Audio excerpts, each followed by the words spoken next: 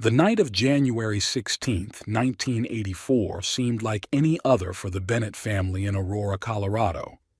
They had just celebrated their daughter Melissa's upcoming 8th birthday with family and friends. The house was full of laughter and warmth.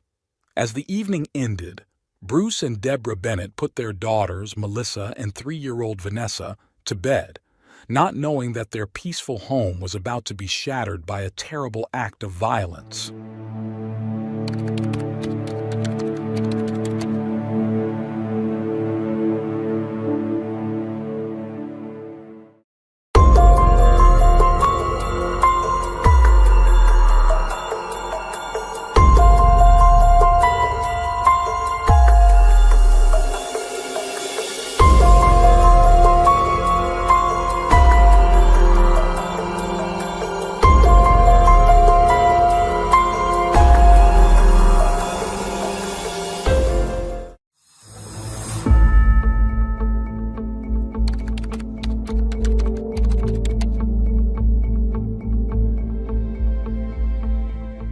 Bruce and Deborah Bennett married in the 1970s, brimming with hopes and dreams for their future together.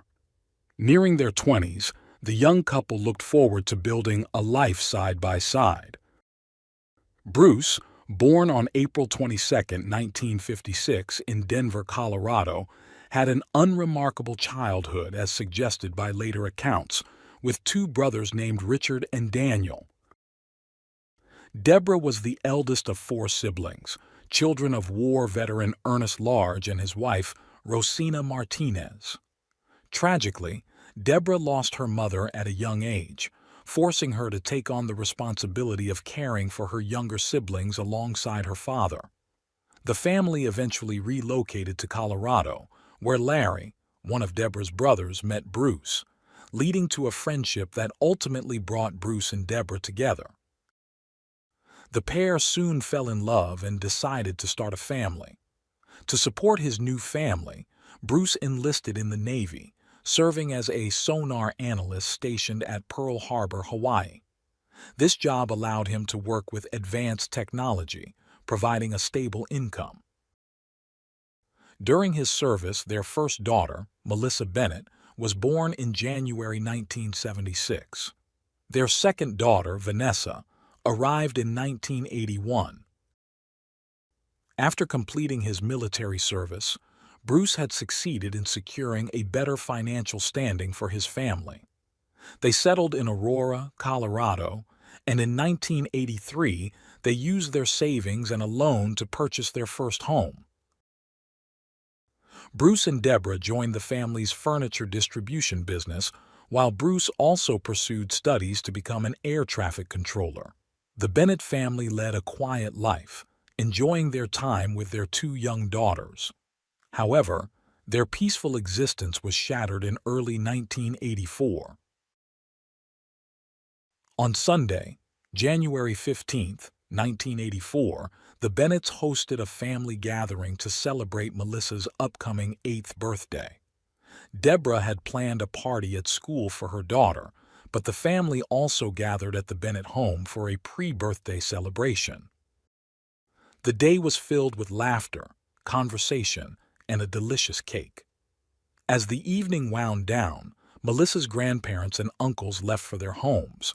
One of the uncles noticed the garage door was open and reminded Bruce to close it, unaware it would be the last time he would see Bruce alive. The next morning, on January 16, 1984, Bruce's mother, Constance Bennett, known as Connie, received a call from the family furniture store. Bruce and Deborah had not shown up for work, and no one was answering the phone at their house. Concerned, Connie decided to check on them. When she arrived at the Bennett home, the garage door was still open. Entering the house, she was met with a horrifying sight. Bruce lay at the foot of the stairs in a pool of blood with severe head trauma and a deep cut across his throat.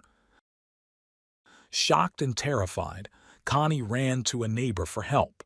They called 911 and soon, police and medical personnel were on the scene.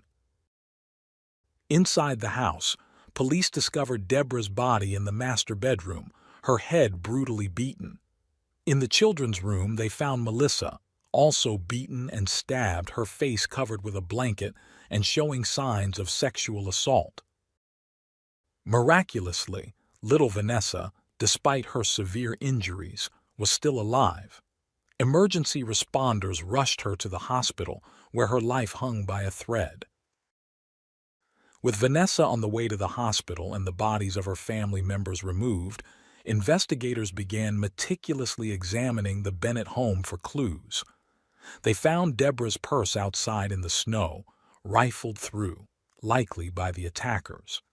Nearby, a butcher knife belonging to the Bennetts was discovered, believed to be one of the weapons used in the attacks. While the murder weapon used for the fatal blows was never found, investigators suspected it might have been a hammer, based on the injuries and a blood-stained outline found on a carpet. They collected fingerprints and other samples from various surfaces, hoping to find traces that would lead them to the perpetrator. They also noted blood-stained boot prints that the family did not recognize. Family members and close friends who had attended Melissa's birthday party that Sunday were also asked to provide DNA samples. Authorities took these measures, hoping that in the future they could be used for genetic studies, which were in their early stages at that time. Specialists carefully preserved the victim's clothing and, upon thorough examination, collected parts of the carpet beneath Melissa's body, as well as a bedspread and other items. Meanwhile, a team of healthcare professionals fought to keep Vanessa alive. The 3-year-old needed 3 units of blood and several units of fluids for the treatment of her numerous injuries. The doctor's report to the family was devastating. Vanessa had a shattered jaw, severe head injuries and broken arms, hips, and legs. She had also been sexually assaulted. As days passed, investigators realized that the Bennett family attack was not an isolated incident. Less than 2 weeks before the brutal assault on the Bennetts, several similar attacks had occurred in Colorado. One notable case involved the young couple James and Kimberly, who lived in the Aurora area. On the night of January 4, 1984, James and Kimberly were spending a quiet evening at home. Kimberly was in the bedroom, and James was recording music tapes for a friend. Suddenly, Kimberly was struck on the head in the dark. She managed to see the silhouette of a man who fled when she began to scream for her husband. James ran to the bedroom and was hit on the head by the hammer-wielding attacker. Despite his injury, James chased the assailant, who ultimately escaped. Kimberly, despite her severe head injury, called 911. Emergency services arrived and transported the couple to the nearest hospital. James had a skull fracture and Kimberly had a concussion, but both recovered. The police found the hammer used in the attack. They concluded that the assailant had entered through the garage, whose door was open. Fresh footprints in the snow led away from the house but eventually mixed with other tracks, and the trail was lost. They also found Kimberly's purse in the snow, missing only the money. Less than a week later, another violent incident shocked the Colorado community. Patricia Smith, a 50-year-old woman, had recently moved to Colorado from Nebraska to help her newly divorced daughter settle into a new home with her 2 young children. Patricia was a well-known interior decorator with a prestigious client list, known for her kindness, elegance, and activity. On Tuesday, January 10th, Patricia started her day by taking her daughter to a park to catch the bus to work, and then dropped off her grandchildren at daycare. She spent the rest of the morning working, picked up laundry at noon, and bought a hamburger for lunch. Arriving home, she went to her room, turned on the TV, and then apparently returned downstairs. Near the front door, she encountered an intruder in the living room. She had no time to react before a flurry of blows ended her life. That evening, around 5:30, her daughter was waiting at the park for her mother to pick her up. When Patricia did not arrive as usual, she called home from a public phone, but no one answered.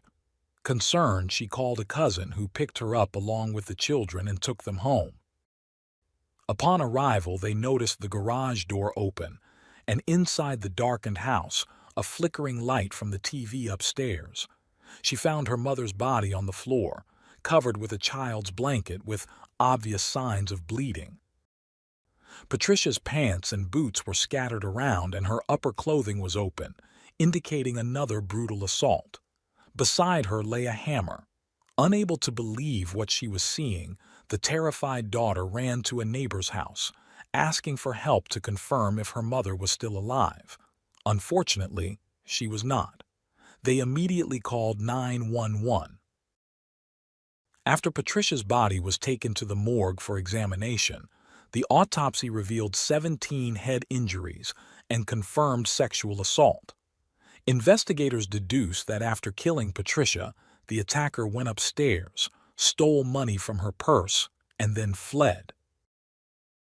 The investigation extended to Patricia's close acquaintances, including clients with whom she had had disagreements, but no leads emerged. That same day, January 10th, another young woman was attacked. Her name was Donna. She was a flight attendant for Frontier Airlines and her partner, Ron, was a pilot. That evening, Donna was off duty and awaiting Ron's return from a night flight. After shopping for groceries, she collected the mail and parked her car in the garage. As she exited her vehicle, she was struck on the temple and lost consciousness.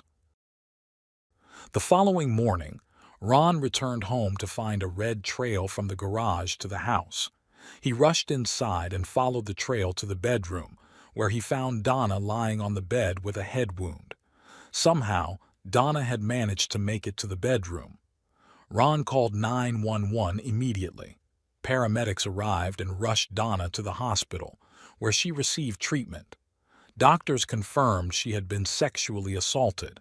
Initially, Ron was considered a suspect, but he had just landed in Colorado, and Donna's attack had occurred hours earlier. Investigators found a hammer covered in blood in the driver's seat of Donna's car. They collected it as evidence but found no useful fingerprints. Despite her severe injuries, Donna recovered, though the head injury left her with significant short-term memory loss, unable to recall the night of the attack. This lack of memory was, in some ways, a blessing to Donna, who was grateful to have survived. 6 days later, less than 25 miles from Donna and Ron's home, the horrific attack on the Bennett family occurred. Throughout that tragic January, while the families of the deceased mourned their losses, those who survived, like little Vanessa, continued their recovery. The Bennett family, especially Vanessa's grandmother Connie, held out hope for the child's recovery. The investigation stretched on. Investigators collected all possible evidence from the 4 crime scenes, including genetic material, footprints, and other clues. However, in the 1980s, forensic technology was far less advanced than today, and DNA analysis was just beginning. The attacks occurred in both Aurora and Lakewood, leading local police to share information. Unfortunately, no useful fingerprints were found at the crime scenes or on the hammers used in the attacks. The FBI was brought in, and a profiler studied the case, concluding that the attacker was likely an opportunistic rather than a predator.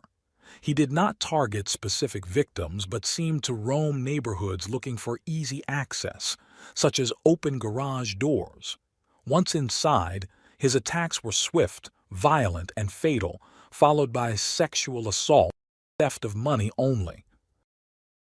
The profiler estimated that the perpetrator was a young man around 20 years old, intelligent but not highly educated, possibly a high school graduate but not a college student. The repeated use of hammers and a rugged boot print found at one scene suggested he worked in construction. At the time, numerous homes were being built in the areas where the crimes occurred. Most worryingly, the profiler asserted that this man would continue attacking until he was caught.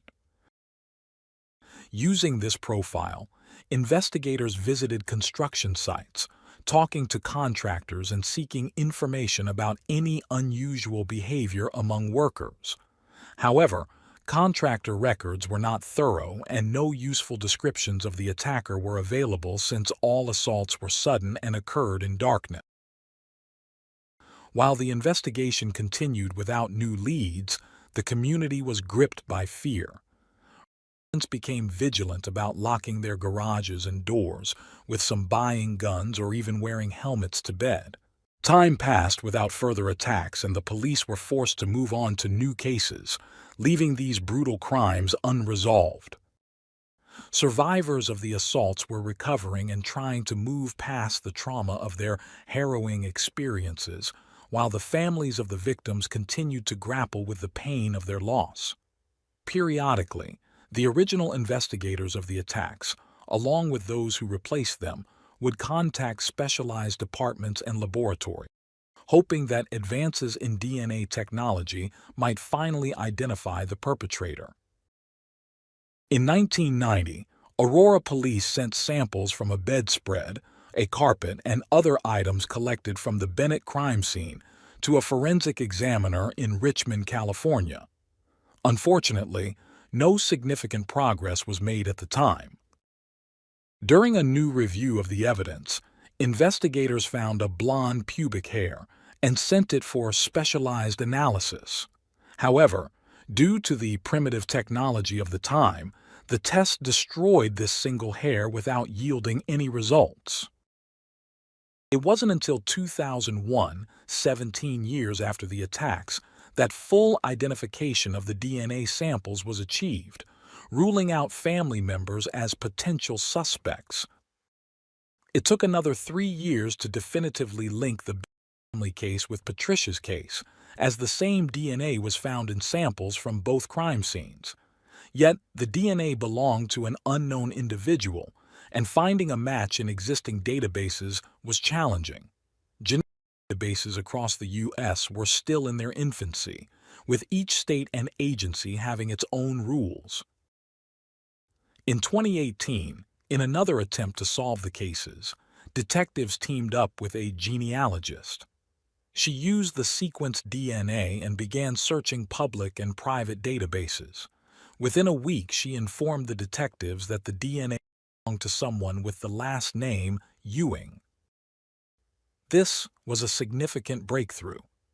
Police found 3 or 4 in Colorado with the last name Ewing, but they were all ruled out as suspects. Further searches in Aurora's databases revealed 40 individuals with the surname Ewing. Investigators began analyzing each one while handling other cases. Finally, in July 2018, they discovered a match with an inmate in Nevada. The man, Alex Ewing.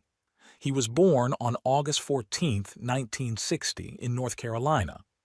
Little is known about his childhood, and he never spoke about it, but it is known that he dropped out of school after the 10th grade. He claimed he was expelled for frequently getting drunk. This was the beginning of a life of crime. Alex was detained for 2 months in a juvenile center in Sacramento, California, for theft. He was later sent to a foster home, where he stayed for 2 weeks before being released. He then embarked on a criminal career, being arrested multiple times in California, Arizona, and Florida for theft, burglary, and escape.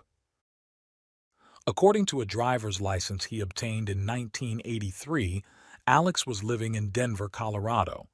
The attacks occurred in early 1984, leaving 4 injured and 4 dead over 12 days. The assault stopped when Alex left Colorado, moving to Kingman, Arizona a few days later. There, on January 27, 1984, he broke into a home and attacked Roy Williams with a granite rock, hitting him in the head and chest. Roy survived, requiring 100 stitches. He gave a partial description of his attacker. Later that day, a police officer spotted a man matching the description hiding in bushes near an interstate on-ramp. The officer approached, and Alex fled. After a chase, Alex was apprehended. On February 2, 1984, Alex was formally charged with attempted first-degree murder and first-degree robbery and held in jail in Utah. In early August 1984, Alex and several inmates were transported from jail for a court hearing. During a stop at a service station, he escaped. Wearing red shorts and an orange jumpsuit, he ran and disappeared. At 10 p.m., police received calls about a suspicious man in red shorts running through a neighborhood. An hour later, Nancy Berry called 911 in a panic, saying she and her husband had been attacked. Nancy and her husband Chris were found severely injured in their bed. Alex had broken in through their open garage door and attacked them with an axe handle. Fortunately, their children were unharmed. A massive manhunt ensued, but Alex remained elusive. 4 days later, he was spotted at a phone booth, apparently calling his brother for help. He tried to flee, but, weakened and dehydrated, was captured.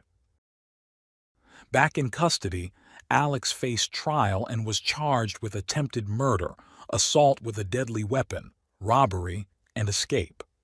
He was sentenced to 110 years in prison. Meanwhile, he had been at large for less than 8 months after the Colorado attacks. In July 2018, a team of Colorado police and prosecutors traveled to the Northern Nevada Correctional Center to interview Alex. Initially posing as non-law enforcement, they did not mention the Colorado crimes.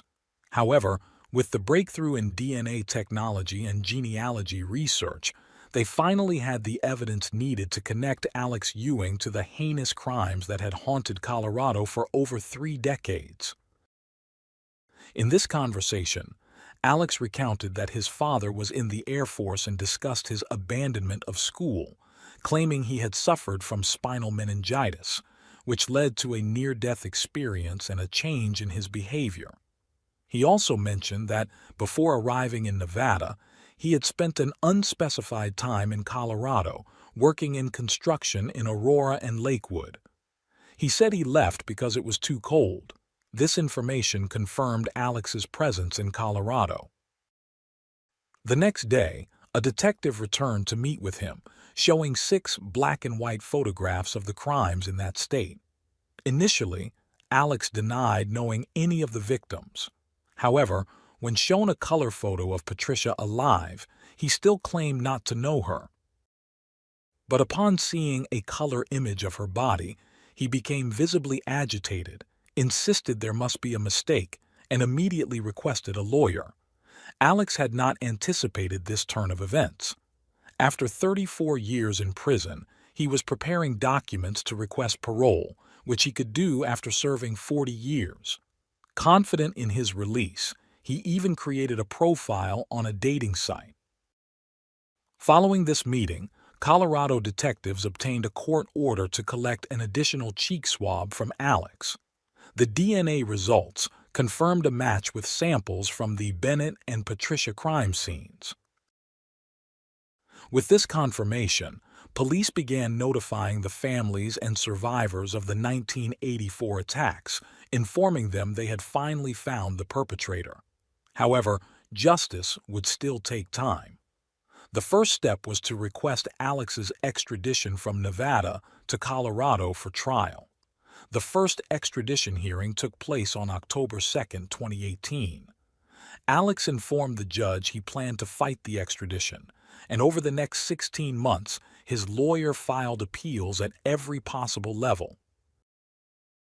Meanwhile, Colorado prosecutors were considering their options. Unfortunately, for cases without fatalities, prosecution was impossible due to a 3-year statute of limitations. However, Alex could be tried for the fatal attacks, which meant he would be prosecuted for the deaths of the 3 Bennett family members and Patricia under Colorado's 1984 laws. At the time of the crimes, the maximum penalty was life without parole, as the death penalty was not applicable. On February 21, 2020, the Nevada Supreme Court ordered Alex's transfer to Colorado to face charges. His lawyer made an emergency appeal to the U.S. Supreme Court, but it was declined. On February 28, 2020, Alex was flown to Colorado, and 2 days later he appeared in court for his first hearing. The trial for the Bennett family case began on July 27, 2021. The prosecution's case centered on Alex's confirmed DNA presence in semen traces found near Melissa's body. They highlighted the similarities in modus operandi, comparing it to the fatal attack on Patricia. Both cases involved brutal hammer attacks, sexual assault, and the bodies being left partially naked with faces covered. The attacker had entered through open garages, and the women's purses were found ransacked nearby. The defense attempted to undermine the investigators' professionalism, claiming mishandling of DNA samples and noting the absence of fingerprints or touch DNA at the crime scenes. The prosecution countered that Alex could have worn gloves. The jury heard from police, firefighters, investigators, and specialists. The most impactful testimony came from Connie Bennett, Bruce's mother, who described finding the horrific crime scene at her son's home. The jury also saw photographs taken at the Bennett residence.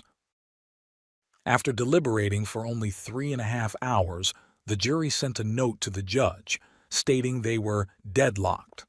The prosecutor requested the judge instruct the jury to continue deliberations, while the defense sought a mistrial.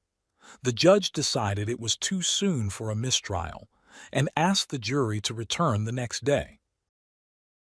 After 6 more hours of discussion, the jury found Alex Ewing guilty of the charges, including 3 counts of murder, robbery, and other offenses. On August 2021, before sentencing, family members, including Connie and Vanessa, the only survivor, gave impact statements. When asked if he had anything to say, Alex simply replied, "No, thank you." The judge harshly criticized Alex, stating that in all his years in the justice system, he had never encountered such depravity. He ensured Alex would never be free again, sentencing him to 3 consecutive life sentences, preventing the possibility of parole after 20 years. In October 2021, the trial for Patricia Smith's case began, but was declared a mistrial after Alex's defense requested a competency hearing to evaluate his mental state. The competency evaluation concluded that Alex was indeed mentally fit to stand trial. After delays, the trial finally took place in early April 2022. Unlike the first trial, Alex spoke up, complaining about his extradition from Nevada, accusing the system of being rigged, and alleging that authorities had ignored his efforts to lead them to the real criminals. Despite his arguments, the result was another life sentence, adding to the 3 he already had. Unfortunately, nothing could change the past. During the trial, Vanessa, the only survivor of the Bennett family, was present. Many might wonder what became of her after the tragedy. Vanessa shared her story in interviews with several media outlets describing a difficult life. Vanessa recounted that the brutal attack left her with severe physical and mental scars. After waking from a coma weeks after the assault, she had to relearn how to walk and do everything again. She mentioned having permanent physical injuries, including partial paralysis on her left side, making it hard for her to grip or release objects. However, the mental scars were even more profound. After being discharged from the hospital, Vanessa spent 2 months in a center for abused children before moving in with her grandmother. Filled with rage, she struggled at school where children mocked her, exacerbating her anger. She became rebellious, and her grandmother eventually enrolled her in a boarding school. During her first summer back home, she attempted suicide. Fortunately, the family intervened in time, and after recovery, she was sent to a psychiatric ward and then to a group home until she turned 18. At 18, Vanessa became pregnant, and social services took her child, as she admitted she did not know how to be a mother. Later, she had two more daughters who were placed in the care of a cousin, and she was not allowed to see or know their whereabouts. Vanessa developed borderline personality disorder, PTSD, bipolar disorder, and ADHD. Her fragmented memories of her family and life before the attack, coupled with severe mental instability and a drug addiction that began at 19, took a toll on her psyche. Vanessa explained that she used drugs to escape the world and forget everything, but this path led her to jail multiple times for shoplifting, assault, domestic violence, burglary, and drug possession. She lived homeless for a long time, residing under a bridge with a partner. This was her situation when she learned that her attacker had been caught. Despite the hardships, Vanessa found a ray of hope. By the age of 30, she decided to stop being a victim and dedicated herself to staying clean. She lived in an apartment with her second husband and had a cat. Vanessa aspired to obtain a university degree to become a counselor and help those struggling with substance abuse. When asked if she felt relieved when Alex was finally identified and punished, Vanessa said no. She expressed that while catching the killer might make others feel better, it meant nothing to her. The damage had already been done. Her life was ruined.